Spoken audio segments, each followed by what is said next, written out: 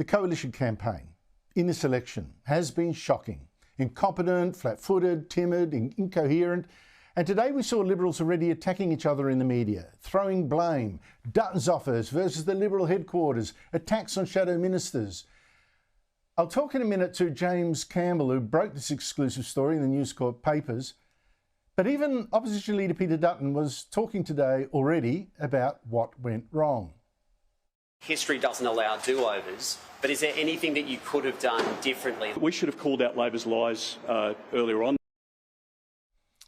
That's as I've warned for weeks, actually, but the failures obviously go much further. And I want to show you two key moments that summed up for me that coalition catastrophe. It is true.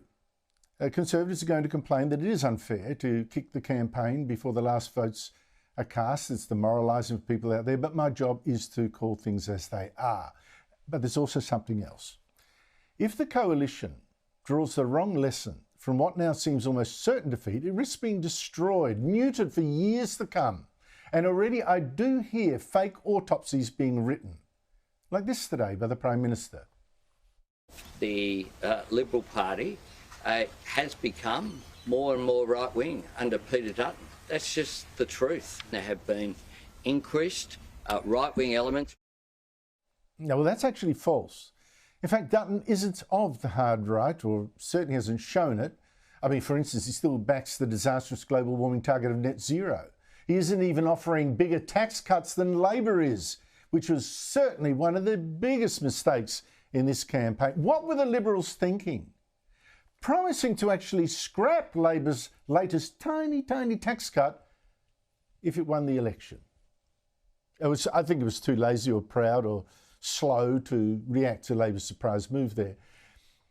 And what's more, it was exactly when Dutton was being the so-called culture warrior, saying no to Labor's racist plan for the Voice, for instance, that he was destroying Labor.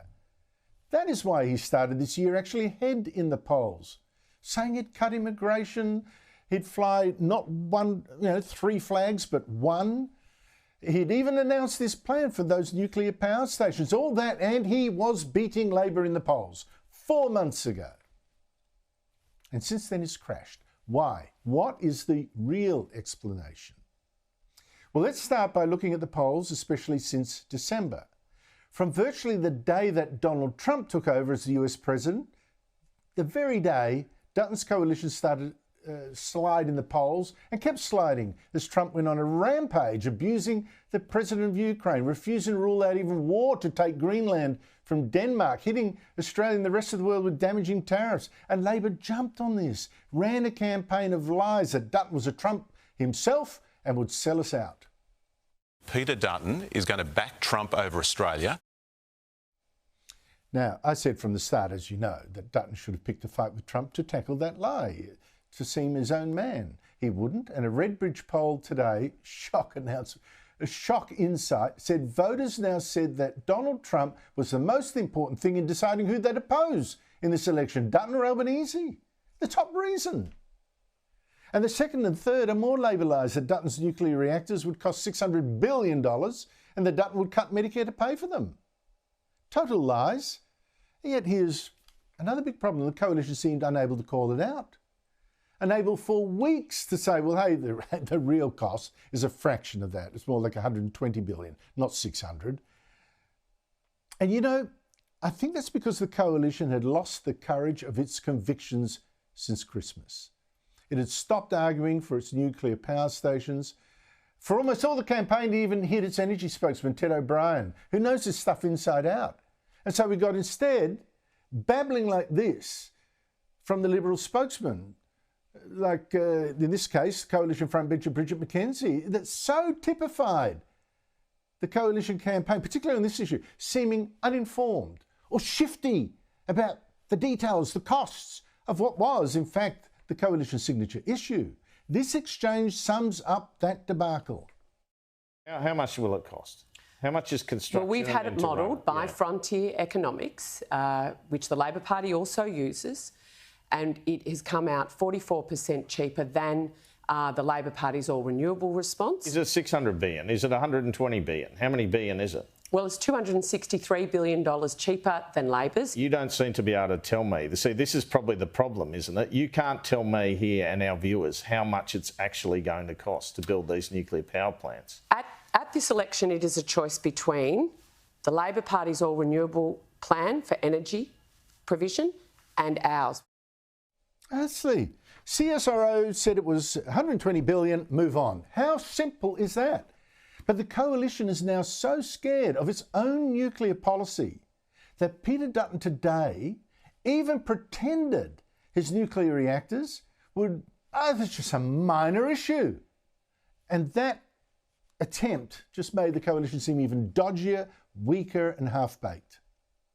It's not been a huge issue at this election, either for or against. And I think people have prioritised other issues, and that's probably where the campaign's concentrated.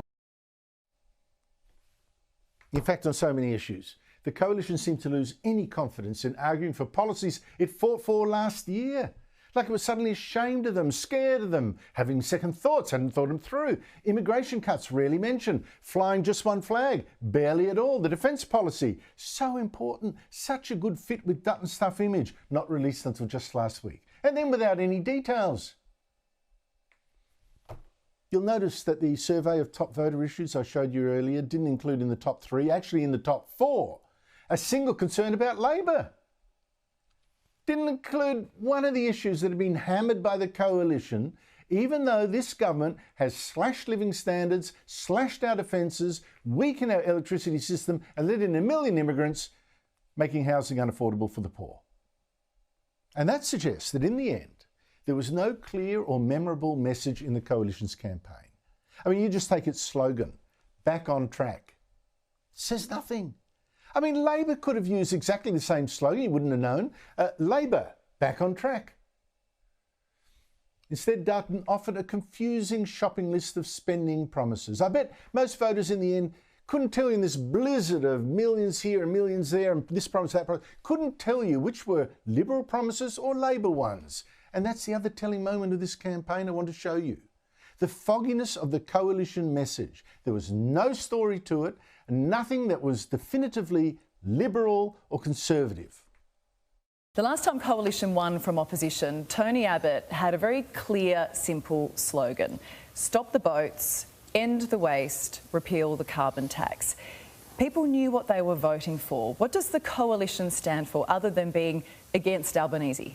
Well, Ellie, we're for a cut of 25 cents a litre in people's fuel, realising the dream of home ownership again. We're going to cut migration, stop drugs and stop illegal tobacco coming across our borders, more in defence as well. Energy policy, about bringing more gas in, about bringing baseload power in. We can bring inflation down. We can help families get through this god-awful period of the last 3 years and help get their own budgets back on track. Oh, dear, dear, dear. Look, there are other problems too. The coalition ad blitz. I mean, why run it so late when millions of Australians have already voted? And Peter Dutton, I mean, I like this man. He is an honest man with a good heart. He is decent. It wouldn't have occurred to him to lie like Labor's lying. Lots of common sense, but he does not have the common touch of Anthony Albanese. The non-threatening approachability, the ease with people, the ease with children that we saw today, which in this very uncertain world, that counts for a lot. The Liberals like to sniff at the way that Albanese kept talking about his fiancée, his upcoming wedding, doing even a Valentine's Day quiz with his fiancée, and flaunting Toto the dog. But then he realised far too late that they should have done something similar for Dutton, defined him, humanised him, and they rushed out his young son Harry during the campaign to talk politics, which was too late and too obvious. And was Dutton really tough enough to demand a campaign that was built on his message, one that worked? It is now so critical that the coalition learn the lessons here. It wasn't that they had policies that were too right-wing, and some of them are actually very good policies. It's the way they stopped arguing for them. It wasn't that their nuclear power plan was bad. I think it's going to be absolutely essential. It's going to be a crying shame that for 3 more years now we will not have nuclear power plants proceeding, because they will be inevitable. The problem is that they ran away from pointing out the lies that undermine this policy. And of course, it wasn't that they lacked policies, they just lacked the story that defined them, the big picture. They stopped showing they were people of conviction, committed to a well thought through plan, that they were confident and competent and brave. It was as if this Liberal campaign was being run by Labor voters at headquarters, Labor staffers with no faith in what they were selling, like vegetarians trying to sell steak.